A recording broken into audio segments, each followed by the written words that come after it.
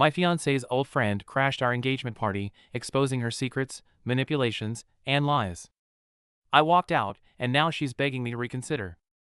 I'm 29, male, and up until recently, I thought my life was pretty set. Steady job, good friends, great relationship. At least that's what I believed. I was engaged to someone I thought was it for me, someone I was ready to spend the rest of my life with. Her name was S, and we'd been together for 2 years. 2 years where I genuinely thought we were building something real. Then the engagement party happened. It was supposed to be a small thing, nothing crazy, just close friends and family at my parents' place. Drinks, food, everyone hanging out, celebrating. My mom had gone all out, decorating the place, super proud of me for taking this next step. S looked amazing that night too. Smiling, laughing, like everything was normal. Like she hadn't been lying to me for years. The first crack came when some guy showed up. I didn't know him, hadn't invited him. Hell, I hadn't even heard of him before. But S clearly did. The second he walked in, I saw it in her face, that quick flash of panic before she plastered on a fake smile. I leaned in and asked, "Who the hell is that?" "Oh, he's just an old friend," she said, brushing it off. Her tone was way too casual, too forced. I wanted to believe her, but I couldn't shake the feeling that something was off. And it turns out, my gut was right. Starts drinking, getting loud, he's chatting with people, throwing back beers, and at first, I don't think much of it. But then he starts talking about S. At first, it's harmless, old stories from back when they used to hang out. But then he slips, says something like, "Yeah, S and I were on and off for years, surprised she finally settled down with someone." The room gets quiet. I swear you could hear a pin drop. I shot a look at S, and her face went pale. "What's he talking about?" I ask, trying to keep my voice low, though the tension's already in my chest. She waves it off again, but her voice is shaky this time. "He's drunk, don't listen to him." It was nothing serious. But it didn't feel like nothing. And then A, clearly feeling no shame, laughs and says, "Does he know about the other guys too, S? Or is that still your little secret?" Everything around me just froze. I stared at her, waiting for her to say something, to deny it, to do anything. But she didn't. She just stood there, looking like she'd been caught red-handed. I didn't even wait for an explanation. I left, just walked out of the party, out of my own engagement celebration, with everyone staring after me, including my family. I could hear S calling my name as I walked down the driveway, but I wasn't about to stop and let her twist things. I just needed to get out of there, to breathe, to figure out what the hell was going on. For the next 2 days, I ignored her. Calls, texts, everything. I didn't want to hear whatever bullshit excuse she had lined up. I stayed at a friend's place, trying to wrap my head around everything. This woman, the one I thought I was going to marry, had been lying to me for God knows how long. And not just about some random ex, this guy, A, was clearly a big part of her life, a part she conveniently left out. Finally, on the third day, I agreed to meet up with her.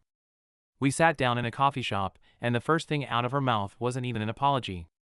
"You're really blowing this out of proportion," she said, crossing her arms like I was the one acting crazy. "Everyone has a past. What does it matter? That stuff was before we even met." I stared at her, stunned. "It matters because you fucking lied," I said, barely holding back my anger.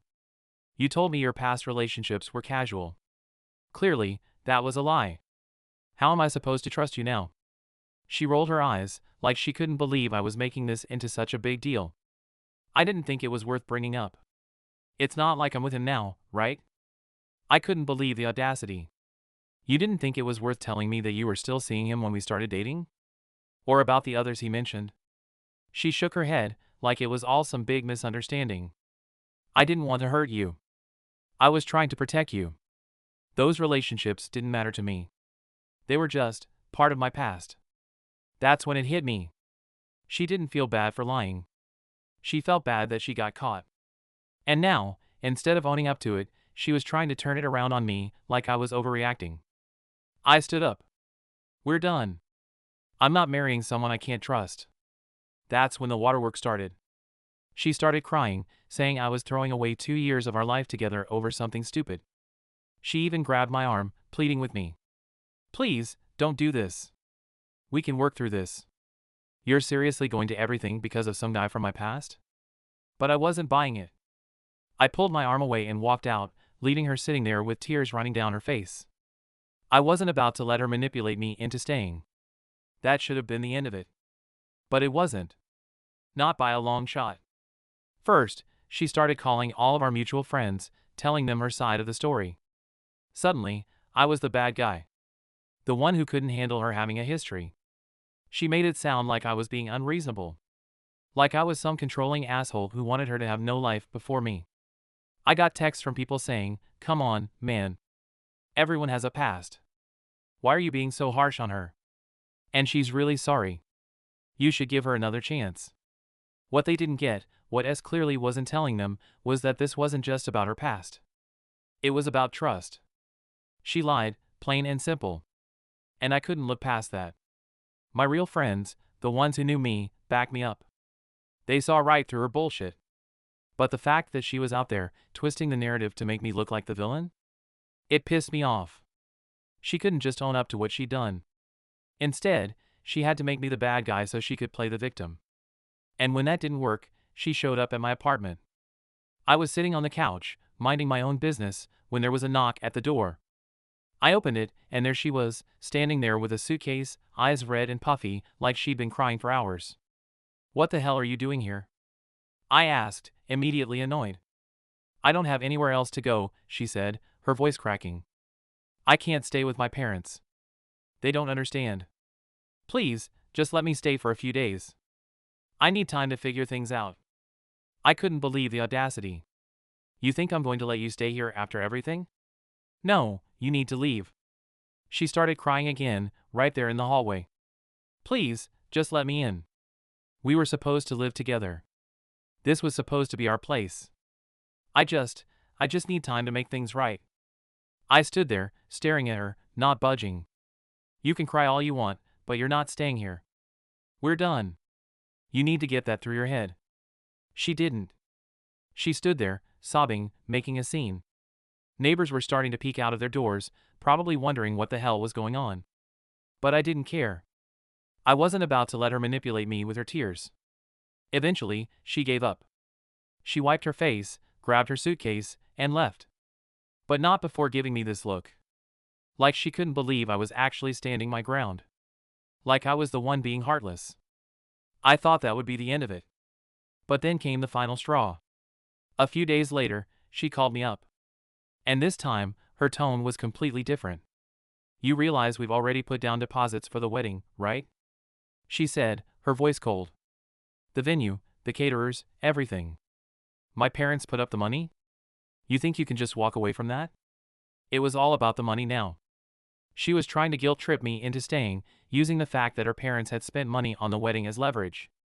I almost laughed at the audacity. "I don't care about the wedding," I said. "I'm not marrying you. Cancel it. I'm not paying for any of it."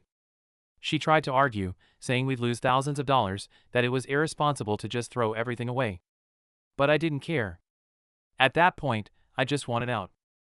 I wasn't going to let some deposits guilt me into marrying someone I couldn't trust. When that didn't work, she went nuclear. She called my mom. That was a mistake. She called my mother, sobbing on the phone about how devastated she was, how she just wanted to make things right. She thought my mom would take her side, maybe pressure me into reconsidering. But my mom's not one to be manipulated. She listened quietly, then said, "I raised my son to be a man of integrity. If he doesn't trust you, that's on you, not him." And then she hung up. S didn't call again after that. I made sure to block her on everything, phone, social media, the works. I wasn't about to let her weasel her way back in. I'd seen enough of her lies and manipulation to know exactly who she was. Maybe she thought she could keep pulling the same tricks, using guilt and tears to get her way, but not with me. Not anymore. A week after I cut contact, I started hearing from mutual friends that she was telling people I was overreacting, still playing the victim. She said I was ruining her life over some stupid secrets.